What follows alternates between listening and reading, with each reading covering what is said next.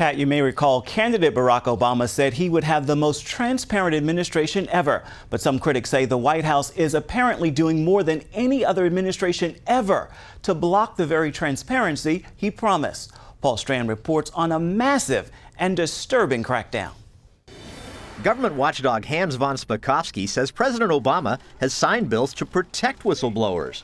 And yet the administration is doing everything it can, apparently, to retaliate against anyone who reports anything publicly or goes to Congress with evidence that the administration's done something wrong. Eric Holder quit as Attorney General, but not before going after more whistleblowers than any of his predecessors. How many whistleblowers? Well, of some 2,900 cases involving the government in the year 2013, almost half of them, 1,400, had something to do with retaliation against whistleblowers. Eric Holder has opened up more leak investigations than all prior Attorney Generals combined, which is really, that's quite something. George Mason Law School's Richard Kelsey says we need whistleblowers more than ever in a time when the federal bureaucracy is growing so huge and out of control. Whistleblowing is an essential piece now because the government has gotten so strong and so powerful. The reason Congress has been passing more laws to protect whistleblowers is to try to limit the bureaucracy's inevitable efforts at self-preservation.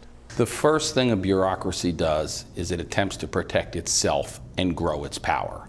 This is the problem with bureaucracies. Even 47 of Obama's own 73 inspector generals wrote to Congress complaining about his administration's refusal to be transparent and open.